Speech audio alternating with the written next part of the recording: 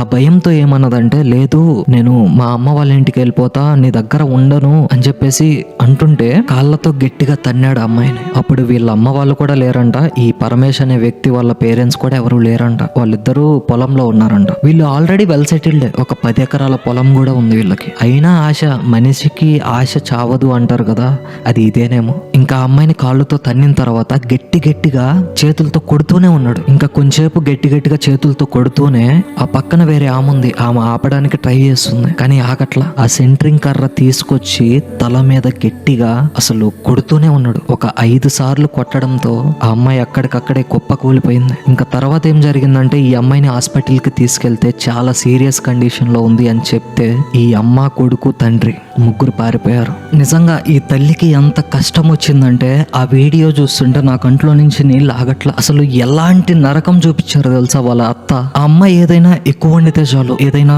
కూర గాని అన్నం గాని కొంచెం ఎక్కువ వండితే చాలు, నువ్వే వండావు కదా నువ్వే తిను అని చెప్పేసి, మార్నింగ్ కూడా నైట్ వండిన అన్నం మిగిలితే ఏదైనా అది మార్నింగ్ కూడా నువ్వే తిను అని చెప్పేసి ఆ అమ్మాయికి చెప్పేదంట. ఆ రాక్షసి ఎలా మాట్లాడుతుందో తెలుసా వాళ్ళత్త.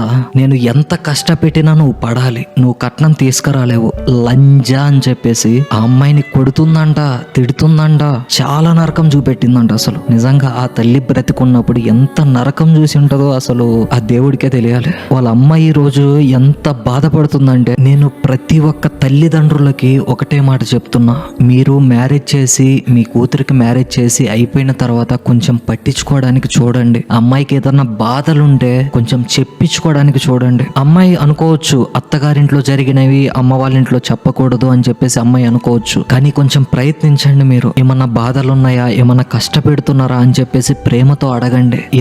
ఎలాంటి అమ్మాయి కూడా తల్లిదండ్రులకు చెప్పకుండా ఉండలేదు. మీరు కొంచెం ప్రేమతో అడగండి. ఏదన్నా కొంచెం కష్టం వస్తే చాలు అమ్మాయిని కొంచెం పట్టించుకోవడానికి ట్రై చేయండి. ఇంటికి వెళ్ళండి, వాళ్ళ అత్తామామలతో మాట్లాడండి, లేదా కన్విన్స్ అవ్వలేదా అమ్మాయిని తీసుకొచ్చేసుకోండి. అట్లీస్ట్ ఆ అమ్మాయి బ్రతికైనా ఉంటది మీ ఇంట్లో అయినా. 10 మంది గురించి మీరైతే అస్సలు ఆలోచించకండి. పెళ్ళైన తల్లిదండ్రులు ఇంట్లోనే ఉంటుంది ఈ అమ్మాయి అని చెప్పేసి 10 మంది అనుకుంటారు కదా, వీళ్ళ గురించి అయితే అస్సలు ఆలోచించకండి. మీ అమ్మాయి కూతురు ముఖ్యం అనుకుంటే మీ అమ్మాయిని ఇంట్లో తెచ్చైనా పెట్టుకోండి, కానీ వాళ్ళ అత్త వాళ్ళ ఇంట్లోకి మాత్రం పంపించకండి. నిజంగా ఇలా కష్టాలు చూస్తున్న ఆడపిల్లలు ఎందరో, తల్లిదండ్రులను వదిలేసి తారింటికి వచ్చి కష్టాలు చూస్తున్న ఆడపిల్లలు ఎందరో కదా. ఇప్పుడు ఈ అనూష అనే అమ్మాయికి జరిగింది, రేపు మీ కూతురికి కూడా జరగవచ్చు. ప్లీజ్ దయచేసి ఆలోచించండి. కొడకల్లారా, కట్నం తీసుకొని బ్రతికే నా కొడుకులకు చెప్తున్నా, ఒక్కొక్క నా కొడుకుని నిజంగా పైన ఏలాడదీయాలి. అంత కోపంగా ఉంది తెలుసా.